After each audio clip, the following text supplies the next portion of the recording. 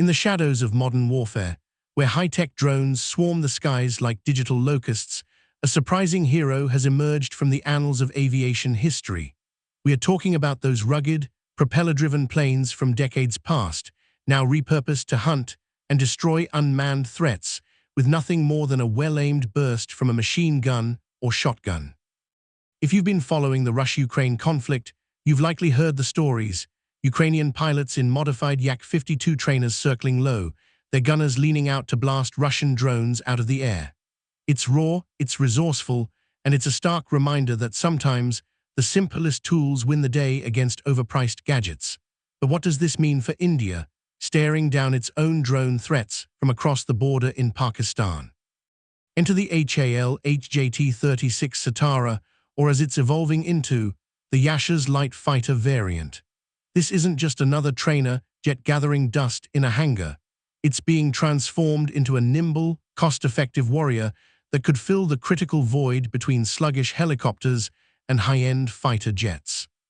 Today, we're diving deep into why this conversion makes perfect sense, how it draws lessons from Ukraine's drone-busting playbook, and why it could revolutionize India's defense against Pakistani drone incursions. Buckle up. This is going to be a fact-packed ride through aviation tactics, military strategy, and the economics of aerial combat. Let's start by setting the stage with the Russia-Ukraine war, because that's where this whole concept caught fire. Since the invasion kicked off in 2022, drones have become the undisputed kings of the battlefield.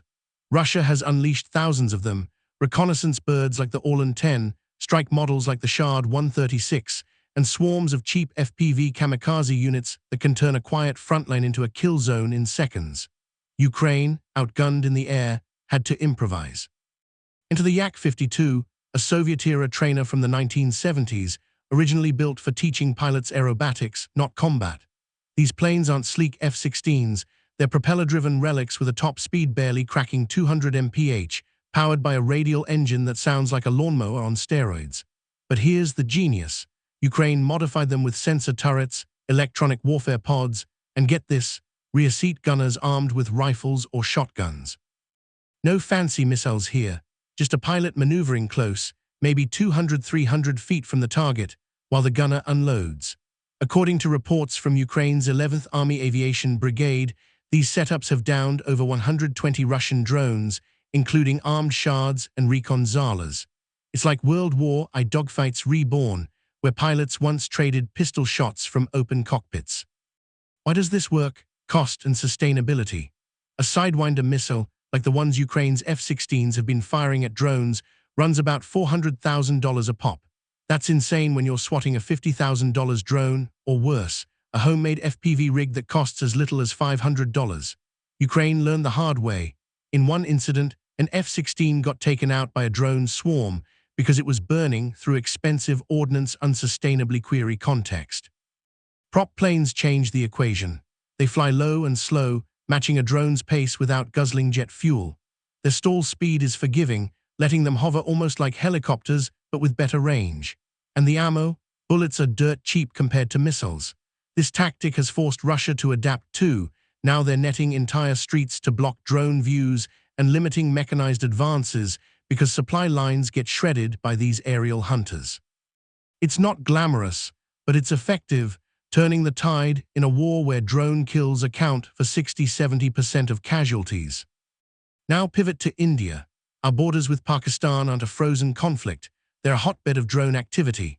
Pakistan has been pushing UAVs across the line of control for years, smuggling weapons, spying on bases, even dropping payloads in Punjab and Jammu.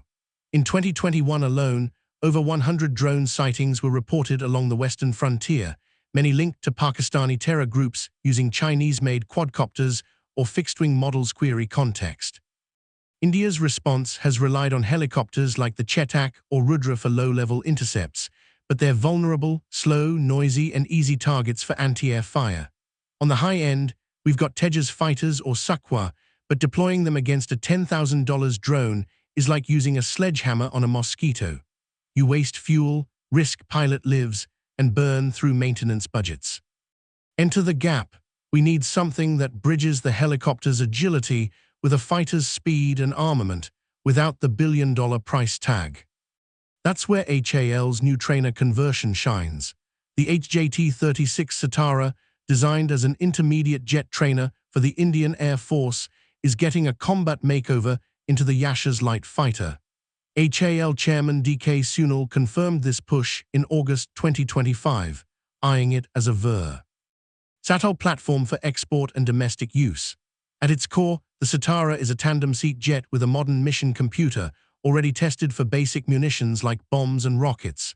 The Yashas variant adds hardpoints, 5 in total, including centerline and wing pylons, for up to 1,000 kg of payload. Think gun pods, precision-guided munitions, air-to-air missiles if needed, but crucially integrated cannons for close-range work. Powered by a Honeywell TPE 331 turboprop or potentially upgraded engines, it hits speeds around 800 km/h, far faster than any prop plane or helicopter, yet it can loiter at low altitudes like the Yak-52. How does this bridge the gap? Helicopters excel in hover and strike roles, perfect for border patrols where you need to linger over rugged terrain like the Himalayas or Rajasthan deserts. But they're limited to about 250 km/h, with ranges under 500 km, and their rotors make them sitting ducks for man-portable air defenses that Pakistan fields query context. Fighter jets like the Tejas scream in at Mach 1.6, but they're overkill for drones. Plus, their high-speed intercepts burn fuel fast, and basing them near borders exposes expensive assets to ground threats. The Yashas sits in the sweet spot: jet propulsion for quick scrambles, a stall speed low enough for drone hunting maneuvers, and the ability to carry sensors like radar pods or electro-optical turrets for spotting UAVs from afar. Imagine a Yashas squadron based at forward airfields in Jammu, scrambling in minutes to intercept a Pakistani drone swarm. The pilot vectors in, the rear seater locks on with a mounted gun, maybe a 20mm cannon or even a shotgun setup inspired by Ukraine, and downs the threat for pennies on the dollar. Let's break down the tactical advantages. First, cost-effectiveness mirrors Ukraine's success. A Yashas could be produced for under $20 million per unit, compared to $70 million for an F-16 or $40 million for a Tejas. Arm it with cheap ammo. A burst from a machine gun costs fractions of what a missile does. In Ukraine, Yak-52 crews use German HAL Mk556 rifles or even wingtip ramming to crash drones. India could adapt this, equip the Yashas with podded guns for 360-degree firing arcs, or integrate directed energy weapons like microwaves for EMP bursts, as seen in US systems like Leonidas. This isn't fantasy. The US is training troops with drone busters that jam and snipe UAVs using handheld tech. For India, facing Pakistan's growing drone arsenal, bolstered by Turkish Bayraktars and Chinese Wing Loons, this means sustainable defense. No more losing high-value jets to cheap threats, as Ukraine did with its F-16 query context. Second, operational flexibility. The Yashas isn't just a drone killer, it's a multi-role beast. In counterinsurgency ops, it could strafe ground targets with rockets, supporting troops in Kashmir without needing Apache gunships. Its trainer routes mean dual controls for mentoring new pilots mid-mission, building IAF skills on the fly. Bridge to helicopters. Absolutely, pair it with DHRUVs for combined ops. Helos handle close support. Yashas provides top cover against aerial threats. Against Pakistan, this fills voids in low-intensity conflicts. Pakistani drones often fly at 5,010 feet, evading ground radar, but perfect for a light jet's envelope. With a range over 1,000 km and endurance for hours, Yashas could patrol the low sea, using its modern avionics to integrate with India's air defense network. Third, strategic deterrence. Pakistan's drone program is no joke. They've integrated UAVs into their air force, using them for ISR and strikes in Balochistan ops, lessons they'll apply against India. By fielding Yashas, India signals, your drones won't fly free. It's like Ukraine's message to Russia, innovation beats brute force. HAL's push for export adds muscle. Countries in Africa or Southeast Asia, facing similar threats from insurgents or China, could buy Yashas as affordable light fighters. This boosts India's defense industry, creating jobs and tech spin-offs. But let's get granular on the tech. The Sitara's airframe is all metal, with a T-tail and retractable gear, making it rugged for rough field ops near borders. Upgrades for Yashas include FADC engines for better efficiency, bubble canopies for visibility, and zero-zero ejection seats for safety. Weaponization: trials have cleared it for bombs and gun pods. Adding drone-specific kits like fiber optic seekers or AI targeting could make it a nightmare for Pakistani UAVs. Draw from Ukraine: their Yak-52s use ground radar for cues, then close-in visually. India could link Yashas to DRDO's net-centric systems, spotting drones via satellites or AWACS. Critics might say, why not just use more advanced drones to counter drones? Fair point, India's developing swarms like the ALFAS, but manned platforms like Yashas offer human judgment in complex scenarios, where RO demand precision to avoid civilian hits. Plus, in jammed environments, Pakistan loves you. A pilot's eyes beat algorithms. Scaling this up, imagine a full deployment. IAF could convert 7,100 Sitaras into Yashas, basing them at places like Srinagar or Jodhpur. Training: leverage the trainer design, pilots fresh from basic props transition seamlessly. Cost savings: massive. Operating a Yashas might run $5,000 per hour versus $20,000 for a Sukhoi estimated from similar platforms.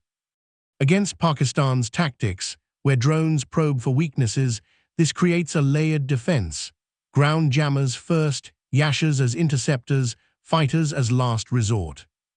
Wrapping this section, the Yashas isn't reinventing aviation, it's evolving it, much like Ukraine's prop plane hunters. It's about smart, sustainable warfare in an era where drones democratize destruction. Shifting gears, let's simulate how a Yashas mission might unfold against Pakistani drones. Picture this: it's dawn over the Thar Desert, radar picks up a cluster of UAVs crossing from Sindh, likely quadcopters laden with intel gear or explosives, headed for an Indian outpost. Alert goes out to a Yashas detachment at a forward base. Within 15 minutes, faster than a helicopter scramble, the jet is airborne, its turboprop humming as it climbs to 10,000 feet. The pilot, called Sign Viper, gets vectors from ground control. Bogies at 30 degrees, 20 miles, altitude 8,000. Rear Seater Hawk preps the gun pod, a 12.7 setup with 500 rounds, stabilized for aerial firing. They close in, the Yasha's low wing loading letting it match the drone's 100 mph cruise. Visual contact: 3 fixed-wing UAVs in formation. Viper maneuvers behind, using the jet's agility to line up. Hawk opens fire, short bursts to conserve ammo, shredding the first drone's wing. It spirals down. The others scatter, but Yasha's speed lets it pursue, downing another with a wingtip nudge if needed, Ukraine style. Mission complete in under 10 minutes, back to base for rearm. Cost: a few $100 in fuel and bullets. Contrast that with firing a $1 million Astra missile from a Tejas. Efficient, yes, but overkill. This isn't hypothetical, it's built on proven tactics. In Ukraine, Yak-52s have hit everything from Orlans to Shards, using day-only ops due to no night vision, but Yashas could add IR pods for 24/7 hunting. For India, this counters Pakistan's asymmetric warfare, where drones are force multipliers for groups like Jaish-e-Mohammed. Now, economics. Building Yashas leverages existing Sitara production lines in Bengaluru and Nasik. HAL's already invested in spin tests and certifications. Export potential: huge. Nations like Vietnam or Nigeria, facing drone threats from insurgents, see value in a $15-20 million jet that does trainer and combat duties. It positions India against competitors like Turkey's Hurjet or Korea's FA-50. Challenges: sure. Integrating advanced weapons without bloating costs. Ensuring pilot safety in contested airspace. Pakistan has SAMs, but with escorts or standalone ops in low-threat zones, it's viable. In essence, the Yashas embodies adaptation. From Ukraine's vintage hunters to India's jet evolution, it's about bridging gaps with ingenuity. As drones proliferate, platforms like this will define future skies. Diving deeper into historical parallels, World War II saw light aircraft like the Piper Cub used for artillery spotting and even anti-submarine roles. armed with bazookas. Fast forward to today, and Ukraine's revival of these tactics against drones shows history rhyming. For India, Yashas could echo that, becoming our cub in the drone age. On specs, Yasha's 1,000 kg payload allows mixing guns with pods for anti-drone missiles like Python 5 if needed, but emphasis on guns keeps costs low. Engine power ensures climbs to 30,000 feet, outpacing most commercial drones. Strategic fit in IAF doctrine. With Rafales for high-end fights, Yashas handles the dirty work, freeing assets for China border. Pakistan's response. They might accelerate their own light fighters, but India's head start via HAL gives edge. Global implications. US dronebuster training shows even superpowers see value in low-tech counters. In conclusion, the HAL trainer's light fighter conversion isn't just hardware, it's a mindset shift, proving old ideas can slay new dragons. Thanks for watching. Like, subscribe for more military breakdowns.